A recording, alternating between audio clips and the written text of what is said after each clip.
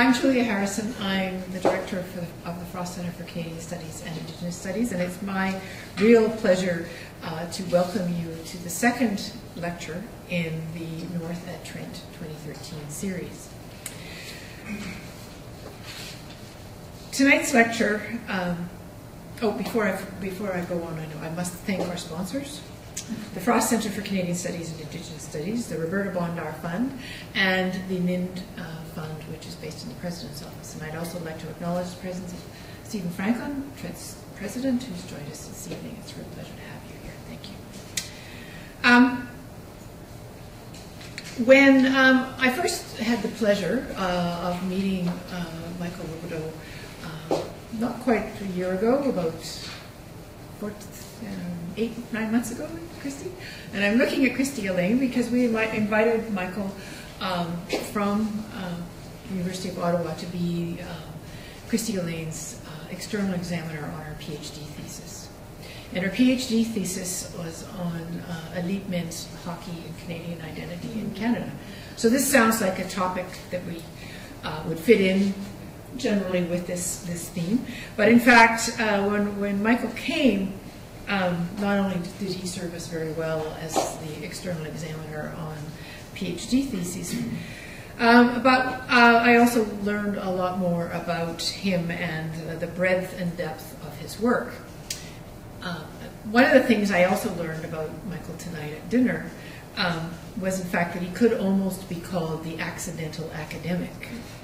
And not that he doesn't have all the intellectual capacity and all what you need to be an academic, but his career has unfolded in really interesting ways that you probably won't believe me, since I've talked about hockey. We're going to be talking about food in northern Oji-Cree communities. But Michael actually began his career, both his first 2 degrees are actually in English literature.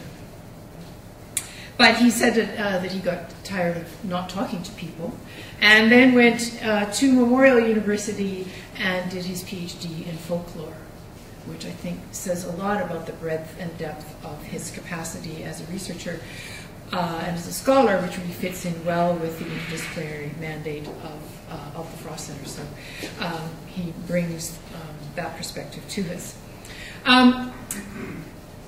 His primary research focuses on Indigenous cultural practices as they relate to physical activity and local dietary practices.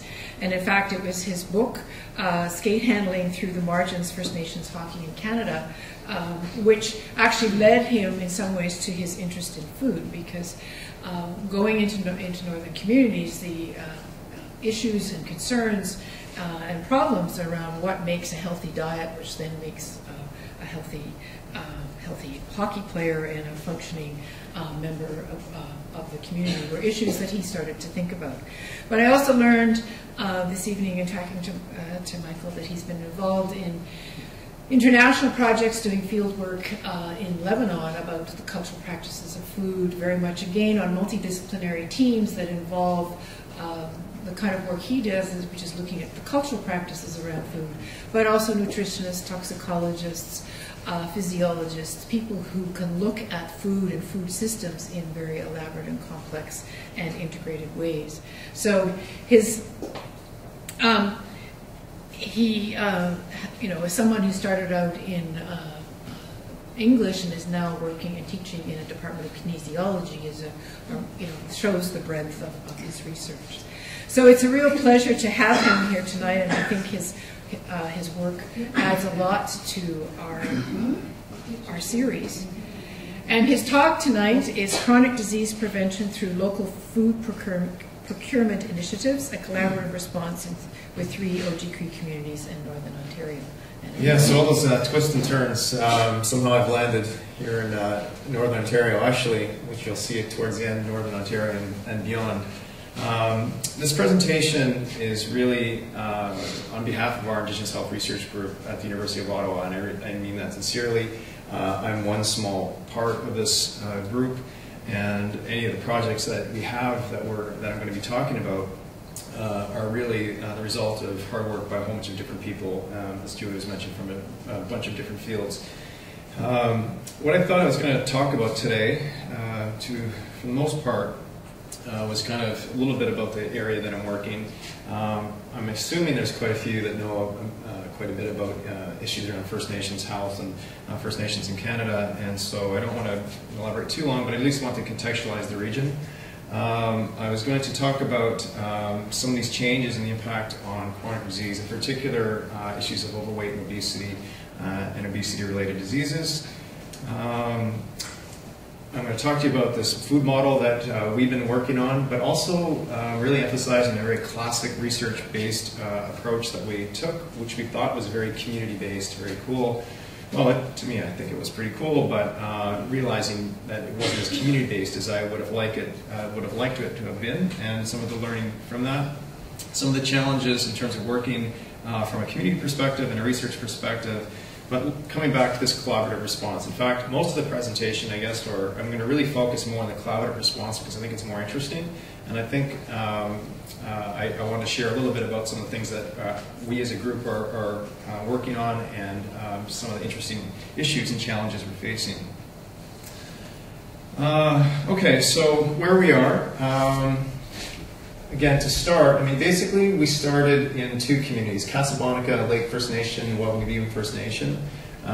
We're now working also with, Wabangabewan is a more recent community we're working in. But basically, they're on the kind of interior northwestern Ontario.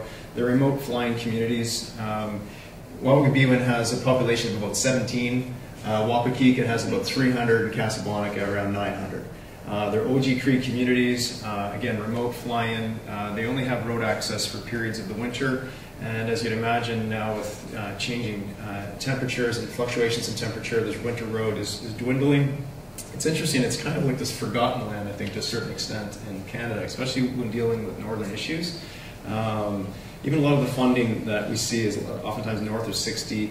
This is around 55 degrees latitude. And so it's an interesting area for lots of different reasons. One of the reasons that I find also is in terms of nutrition, which is basically the area that most of our work now that we do as a group is in chronic disease prevention. And when we're dealing with communities here, one of the things that people don't often recognize is how recent some of the impact has been in terms of European and Euro-Canadian intervention. And for the most part, what was, I think, this particular part of northwestern Ontario was quite recent, partly because as the Northwest Company was moving along in terms of the access to trade routes and furs, really did follow along James Bay, and it took quite a while before it actually got into some of the interior parts of northern Ontario.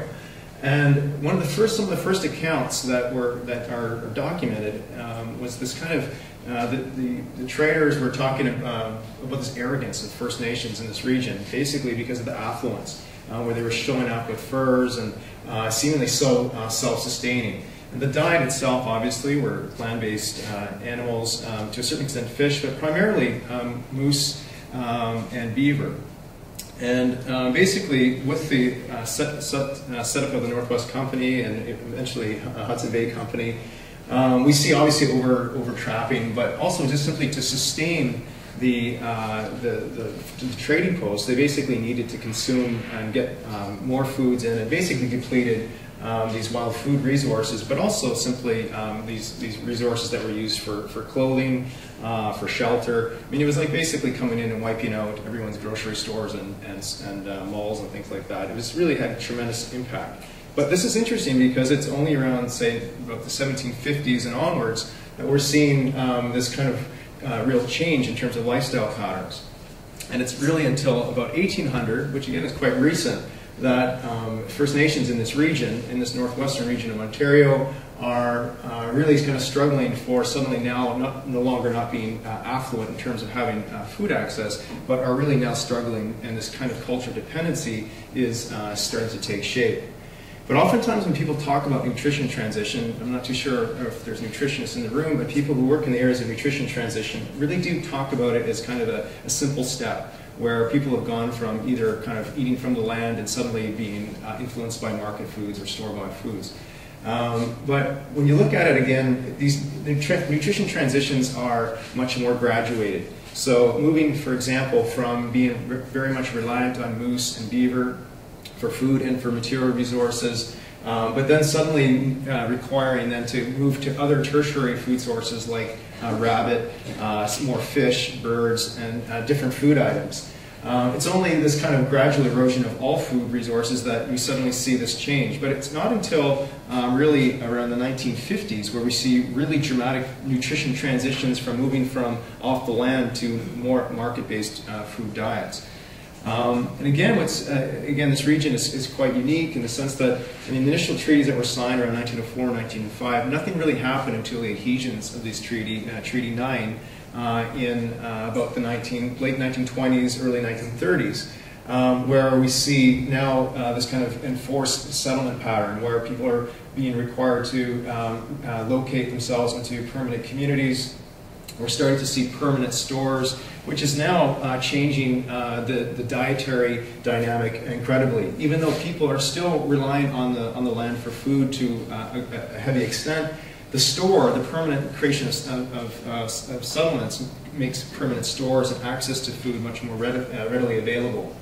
And so this had this huge transformation from these semi-nomadic lifestyles where people were moving, following food resources, to now this permanent settlement, creating more sedentary lifestyles for sure, but also again this whole issue of food access. Okay, having from about the 1950s to 1960s onwards, this ready and steady supply of food, which doesn't require a whole lot of activity to go and get.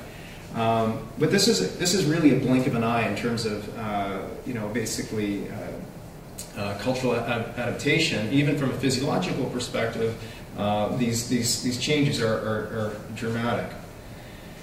And so what we're seeing again is this real transition here from almost relying entirely from off the land foods to relying very extensively from market food is something that's had important health impacts.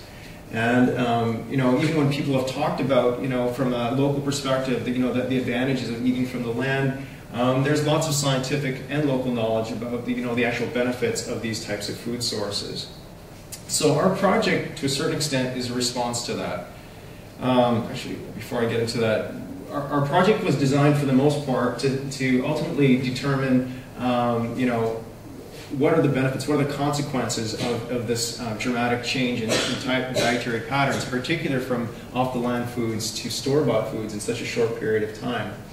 And this is something that you probably are all aware of, and I'll just show you this particular graphic. But basically, one of the major consequences of this, real rapid transition from, semi-nomadic lifestyles and relying from off-the-land foods to permanent settlements and readily available market food has this onset of obesity and obesity-related diseases. This again these are estimates. I just wanted to show this to a certain extent, really just to emphasize the fact that we see discrepancies in terms of Aboriginal versus non-Aboriginal populations, in terms of the prevalence of overweight and obesity. Interesting, Nunavut is the only situation where it's an inverse relationship. But basically, as you've been probably heard 1,000 times right now, this issue of obesity is called an epidemic. Sorry. I should always wear a jacket when I give talks. This is sure.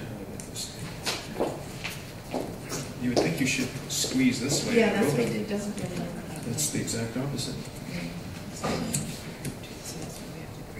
Okay, I'll throw in my job here. Perfect. Okay. Okay, I won't move. Okay. But again, this even popular discourses around the issues of obesity and obesity-related diseases amongst Aboriginal people are just. Can you guys hear me? Okay, like you probably hear me fine, I guess, or do we need this for recording purposes? Okay, one more time on this. Okay. People in the audience don't believe that this is the inverse when you squeeze this out. People think we just don't know what we're doing. Okay. So,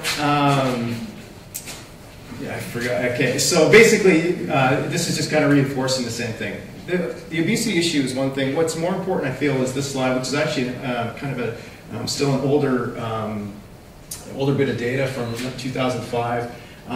But it's important still where we're seeing this relationship between obesity and other obesity-related diseases, in particular type 2 diabetes, where we're seeing, again, the differences between Aboriginal versus non-Aboriginal populations. The problem is, disproportionately higher. The burden for type 2 diabetes is much higher in Aboriginal communities. But this graphic is important for a couple of reasons. One is the problem is actually not getting better, it's getting worse. And two, it's happening at a younger age. Okay, so especially kids in First Nations communities here, we're seeing at a very early age the onset of type 2 diabetes, which is a very manageable condition. But I think what's important here to kind of draw from this is that there's lots of money. People have been talking about this obesity epidemic, the problems with type 2 diabetes. Millions of dollars have been spent in terms of dealing with this, tons of interventions, but the problem, again, isn't getting better, it's getting worse. So basically, as a group, we thought our community-based approach was the way to handle this.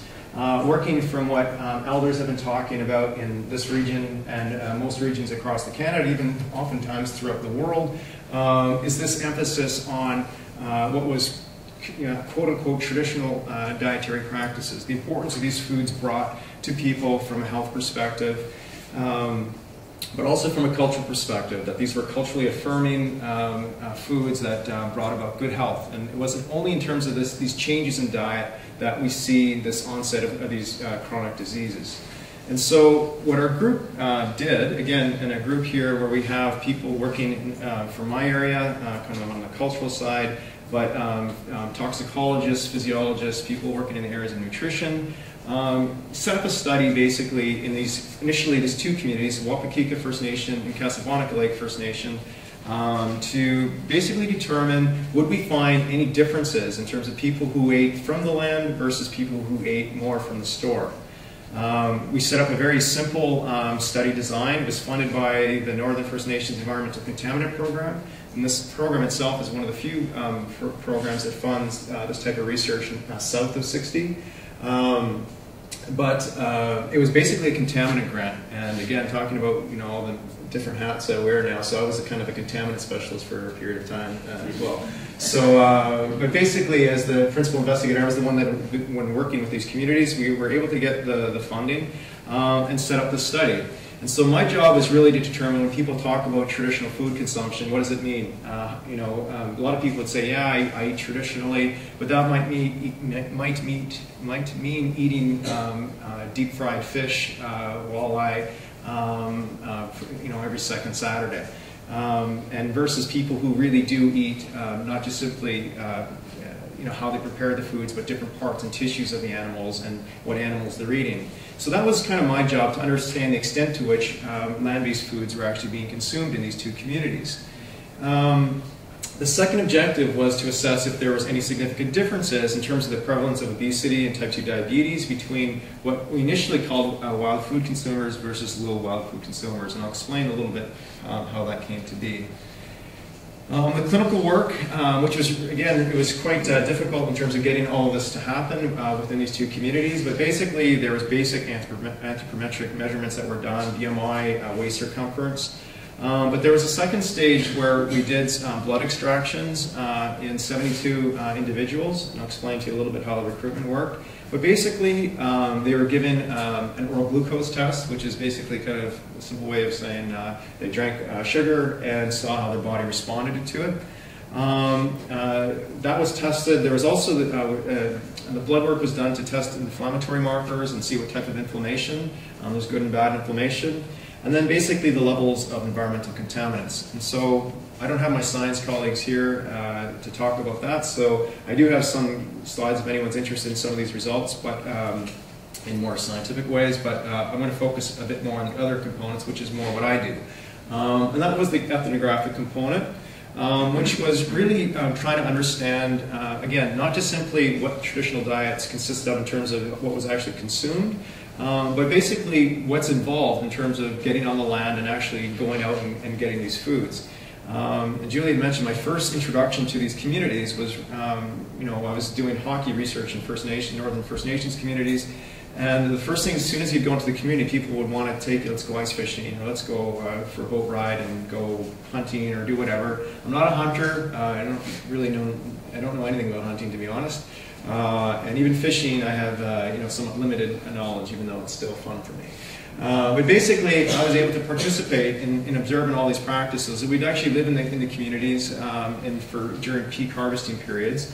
And it was, you know, that was a huge component to the study, which I'll explain in a few minutes. But also then the semi-structured interviewing with all the participants and potential recruits to basically establish these dietary patterns and understand what we tried to do was establish extremes, people who ate almost entirely from the store versus people who ate almost entirely from the land. At least that was the theory behind it.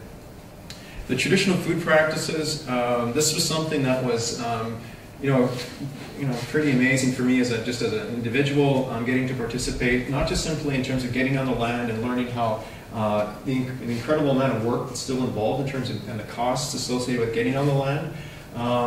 You know, people talk about, well, they have snowmobiles and guns, everything seems quite easy. But I remember this one trip, you know, basically, again, keep in mind, I know nothing about hunting, but basically being on a skidoo for 2.5 hours and then going on snowshoe for another 1.5 hours, and then apparently snowshoes are too loud, so they have to actually take those off, and then you walk in deep snow. In fact, I was complaining the whole time that snowshoes are really hard to walk in. We should just get rid of the snowshoes. And then I realized why that we don't have, I'll try this one more time out here in the neck. That's probably what all you guys in the audience were saying right from the start. There we go. And so, yeah, and then really walking waist deep in snow, and it was just incredibly physically demanding. I thought I was going to die 10 times over, and I complained, as I mentioned at supper time, I complained all the time. And apparently you have to be quiet as well, because moose are very clever animals. They can hear you, they can smell you, and sure enough, then we had to then stand still while one person walked, I don't know, half a kilometer or a kilometer around trying to bring the moose to us, where we stood waiting, where we're supposed to shoot the moose as it comes to us. Apparently, it was too sunny and clear of a day, and the moose apparently walked right behind us. Apparently, because there was 30 yards behind us, there was foot tracks and moose tracks, and the guy's yelling at us that we should have shot him, and I didn't see any moose. And the one guy actually said, "I think we're in the wrong spot." So I mean, I really had no idea. And then we just basically walked our way back, and then snowshoed our way back, and then skidooed all the way back. And so it was almost a 12-hour day, which was, you know, I just could not believe it. We came back empty-handed. I mean, we had nothing to show for it other than my hypothermia and complaining. So it was incredible. But aside from the actual harvesting of food or going on the land, basically the preparation that's involved in it. So, you know, going fishing, and you know, when I was a kid, if we got 2 fish, that was great. I mean, they're literally catching, sometimes by net, but even line fishing, like could be 50, 70 walleye or something. And so that's all great, but then someone has to clean it. And it's a lot of work to do this, and watching the go-go's or the grandmothers basically preparing and cleaning fish, and literally going through them like in 30 seconds, cleaning a fish. It's just really amazing to see, and just the learning and you know, the amount of social interaction, all these things. That's kind of what I was doing, and it was really rewarding. But through all that, basically what we did determine, which is this is a relative scale of kind of these food patterns, which is really people who eat very high wild food, meaning we have a kind of a scale starting around 60, which would be about at least twice a month, to people who eat a 90 scale, which is at least more than once a week eating traditional food. And we did this, again, trying to create this range versus people who ate very little. There was no one in the community that relied entirely on off-the-land foods or traditional food. And at the same time, everyone in the community at least one point in time had participated in a feast, so had access to these foods. But we were able to determine a clear range in terms of dietary patterns and what we would call extremes. And I can explain this to those who are more sciencey in the crowd, that these were confirmed later after the fact by using stable isotopes, which you can basically see you know, their biomarkers in terms of what people are eating, but also the contaminant profiles match this exactly, but I'll explain a little bit later. So after all this work that we did, we basically found out through all the clinical work and through these clear divisions in terms of dietary practices, something that was a bit unfortunate is that basically we didn't see any differences between people who ate from the land versus people who ate from the store. And in fact, what we found were numbers in terms of the rate of overweight and obesity is some of the highest in the world. And prevalence of being overweight around 96, 97%, over 66% obese, and 1 in 3 were diabetic. And so these numbers literally are some of the highest numbers in the world. And again, we came away with really nothing that we could leave the community in a positive way, because basically we said it really didn't matter what you were eating, at least because of what we saw, you're basically in not great shape. And so basically what we did was we had to give a report back to the community, and we had to explain to them that in terms of inflammation as well, one of the other things that we did measure, again, there was no difference between people who ate from the land versus people who do eat from the land. I can tell you something that's more recent that's coming out, and we're going to be publishing a paper. The only thing that, in a positive side, is that we are seeing different fatty acid profiles in people's blood, meaning people who ate traditional foods had more variety in their polyunsaturated fatty acids, which is a good thing. But even that, we're not seeing any real health benefits because, well, I can explain that in a few seconds. Basically, the reason for this is that even though it was very clear that traditional foods and land-based foods were a very important part of the communities, part of their cultural practices, and to a certain extent even part of people's diets, it still made up a relatively small portion of the actual food that was consumed, meaning that they're still eating a lot of food from the store, but not just food from the store, but very low quality foods, right? So there's a huge intake in terms of you know, pops and chips and processed foods, things that are very easy to eat, and you don't have to prepare for them. And in fact, they're even costly. They're less costly than some of the healthier food options in the store. And she explained that in these communities, one of them has a northern store, the other one has a cell phone community store, but the prices are exorbitant, as most people would know about any northern research. So $12 for like 2 liters of milk, you know, $6 for like 2 apples, you know, the typical problems in terms of accessing healthy foods. So it's not so much that we're anti-market food or store food, it's the fact that these food options in the store are limited in terms of the quantity, but also quality. So these are the main things. So before I get to that, so basically we gave this report and said to people that yes, in fact, what we found was that you're, you know, in terms of overweight and obesity, are the highest in the world. Type 2 diabetes, this is a critical issue in the community. No differences in terms of food. The only thing we did find ultimately was that those who ate more traditional food had a greater contaminant burden, higher mercury and higher PCBs. All right? And in fact, the PCB values were quite scary high. Not Greenland high necessarily, and some of these who worked in the northern Arctic, but some of them approximated some of those numbers. And so, again, it's a real issue. So we're basically saying nothing positive. And about traditional food, we say, yeah, traditional food is good for you, I guess, to a certain extent, and but you're not getting enough of it, and so these are the problems. So basically, an elder in the community even said at one point, he goes, so this is going to be another report that's going to go on the shelf. Thanks very much. And it didn't feel very useful. And so, very luckily, we actually, one of our presentations we were giving at I think it was one of the obesity, the CON meetings or whatever, the Canadian Obesity Network. We met someone and they introduced us to someone else. We basically got access to an application which I didn't even think was real. It was through the Canadian Partnership Against Cancer. I'm not too sure if anyone knows of the Clasp Initiative. In fact, does anyone know of the Clasp Initiative? You can put up your hand if you don't.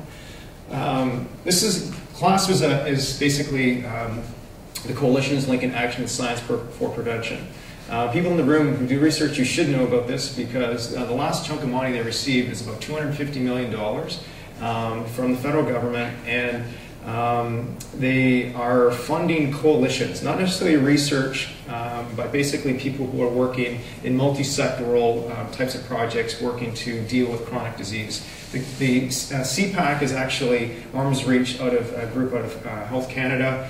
Out of Health Canada, and initially started with the mandate of cancer prevention and reduction, but is now basically any chronic disease. And so we did this application with a whole bunch of people across the country. None of them I knew. Our group was asked to be part of it because we were doing working with First Nation groups. We were the only kind of First Nation component of the project, and we asked for $2.5 million. I thought it was an absolute joke. We said, well, if we're going to do it, let's ask for like $400,000 to go directly to the communities, and they could build infrastructure to help build capacity around local food procurement. And we got it. And I was like totally shocked. It was the easiest application I've ever written, in the sense that they all did it. I didn't do anything. And I'm still to this day somewhat shocked that we received it. And I'll tell you a little bit about some of the work from that. But from that application, we then were able to apply for a grant with the Public Health Agency of Canada, the Innovation Strategy. I don't know if anyone's heard of that. The Innovation Strategy, good. So we were funded for that, and that was about, $200,000, whatever it was, for 1 year to basically build gardens or work with gardens in these northern communities. But the money goes largely to the communities themselves. And so we were successful in that. And so this is the Public Health Agency application. And so I was, in fact, initially not really keen on doing garden stuff, but one of the communities built their own garden as part of a Clasp project. And so we said, okay, well, if you guys want us to apply, considering kind of the colonial history around some of the garden stuff in the northern communities, they wanted to do it. They never had a garden in this community, and the money helped build these gardens. So basically what we did with this funding, yes? Just a question, what time frame are we looking at for this application and this process? Sure. Receiving these funds? Okay, so because we're in the second stage of both right now. So the first stage of the Clasp grant was in 2009. It was a 3-year project. And so we've been renewed, so we're now in the second stage of that, and I'll tell you a little bit about what that happened. The innovation strategy, because we were successful, we were then invited to now the second round, which we haven't found out if we were successful or not. So, so we're just beginning the second phase of Clasp. And so basically what Clasp is, again, it's not research money. In fact, what our involvement in the project is, we're working with communities doing chronic disease prevention. Our Clasp is called CACO, and I'm learning all these acronyms. CACO is Collaborative Action on Childhood Obesity, we never work with kids, our group, never. And so, but we're part of this CACO, Collaborative Action on Childhood Obesity, and we just basically spun it around trying to get funds to communities to do what they wanted, which is really to start building capacity around local food procurement initiatives. And we didn't know how it was going to work, but that's where the third community came in, Oji-Cree came in. So we have 3 communities, or at the time we were working with 3 communities, and we provided them about $400,000 over 2.5 years to basically build infrastructure for local food procurement. So again, one of the communities decided one of this, and they have the autonomy to build their food strategy however they see fit, however they want to do it. Some people were focusing more on actual bringing food in, so some of the purchases was for skidoos, snowmobiles, boats and motors, paying the hunters to bring the food in, paying food preparers.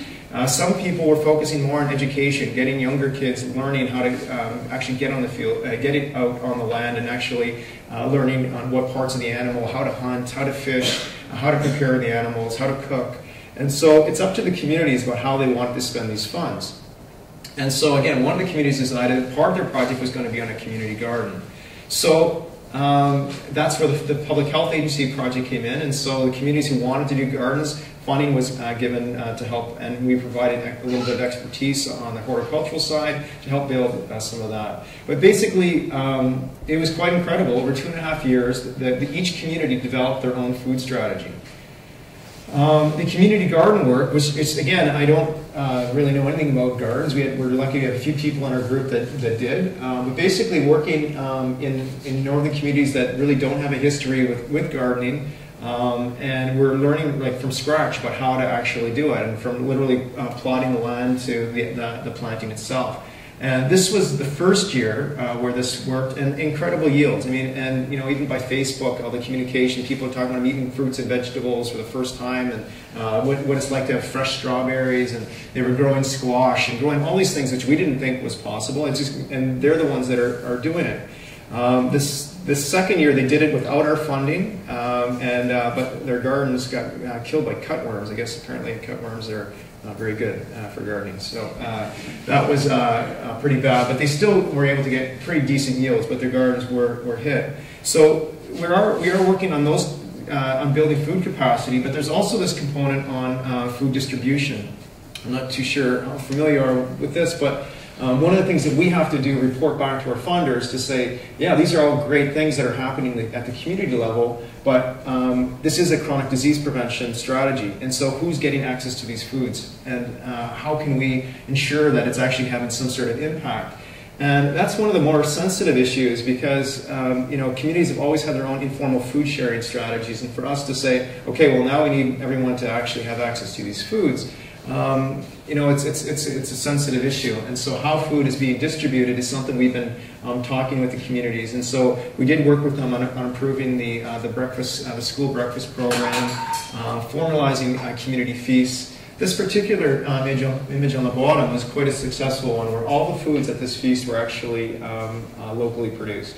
And so, you know, it was like moose sausage. We have part of our group is a nutritionist, but also a chef who actually does cooking workshops with young moms, learning how to prepare foods very cheap, very affordably, but also quite nutritiously. So making moose cabbage rolls, doing some, you know, really interesting but still simple recipes.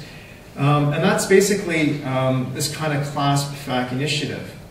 So for us to reapply, and so this we've reapplied for the second round of Clasp, with CAECO 2. This is part of the dilemma about working with these kind of funding agencies. They say, well, you can't apply unless you move outside of your jurisdiction. And we've been working again in Northern Ontario for about 10 years now, and so it's taken a lot of time to build rapport and trust. And you know, we do finally feel like we are, to a certain extent, getting what community-based research is about, where the communities are the ones that are identifying what they want, and we're responding. We're becoming more facilitators in terms of some of the research and funding. But they said you have to move outside of your jurisdiction, and so we've been kind of as a result of the success of some of the project activities that the communities are doing, and us giving talks like this, communities have asked to participate, and we were really lucky that we now have 9 communities that are participating, so ranging from British Columbia, Yukon, Northwest Territories, and an additional community in Northern Ontario. And for the Public Health Agency grant, again, is the same issue. We're now working with Robidoux in urban Aboriginal context in Ottawa as well. But basically, this has created a whole bunch of challenges in terms of trying to build rapport, trust. And this has been 6 months now into the project, or a little less than 6 months. And the only thing that we can say is that by basically just simply asking communities to give us what their project plan is, us providing the funds by their project plan, and they report to us what are the success measures that you want to see happen from this. And so far so good, but it's been quite stressful in terms of trying to deal with a project of this magnitude. So I'm just going to kind of summarize. I don't know even how long I've been going on. I'm kind of rambling maybe a bit, but basically this is something, you know, again, as researchers, and it's been a real lesson for us in the past few years about, you know, that we've talked about these kind of gross disparities, health disparities among Indigenous peoples, really around the world, not just in Canada, to the point that, you know, this issue of obesity has been like one of these, it's been pathologized to a certain extent. And again, these issues are being well funded by CIHR and other you know, major research programs, but really little is happening. In fact, the problem seems to be getting worse. And so what we're suggesting is that there needs to be a response, but a much more collaborative response. Really working with communities for sure, and again learning what community-based research is about, which we are again still learning what this means, especially when you think about applications and how you apply for funding. Oftentimes we hear about these things last minute and saying, okay, well, do you guys want to participate or not? And the whole kind of issue of engagement sometimes is challenging. But I think we are still learning.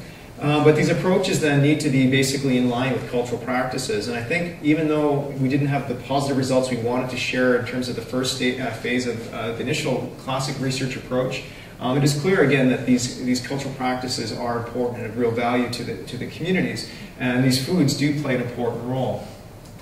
But I think as researchers and scientists that we need to really move beyond our own comfort levels. For me personally, even working with people who work from biophysical sciences, it's quite painful at times. And if there's any people who work in biophysical sciences, I'm sorry, and they say the same thing about me, but even just simply trying to write a paper together where apparently you don't use any verbs or anything like that. It's just incredible. Like there's 9 words and your paper's done. And then coming back from my side, I have to just explain everything and they're just going to cut to the chase. I mean, just simply writing a paper is really difficult. But at the same time, I think I can't imagine even conducting work that we're doing from all this fantastic expertise and all the meetings and discussions about things, and I think it's really rewarding. But again, moving beyond just the research component and looking at different levels of not just simply government, but NGOs and other groups that are basically really working, doing amazing things, trying to work towards improved health. And for us, I mean, we look at health really through the lens of food and improved nutrition, but I think this is really key. And I think the work that we've done so far in terms of, we have seen, some really positive and real tangible results from, the infrastructure that has been built in all the communities that we're working in. The fact that gardens are actually in place, well, not right now. But I can tell you, even the learning, I mean, where I was digging, holing roots out in one community, and we finally got this one row of something planted, I can't even remember what it was, and then it went to -6 overnight, and then a snowstorm hit. And so it was like we're all learning about, what this means to be gardening in these regions. And so I think these are really positive things. And so I guess I'll just say thanks for, first off, inviting me. I'm really pleased. Thanks, Julia, for inviting me to contribute and to getting to meet all of you. And all of our communities that we've been working so closely with, I mean, they're the reason, this is the product of their work. And of course, Clasp and CPAC and Public Health Agency of Canada. So I guess that's it.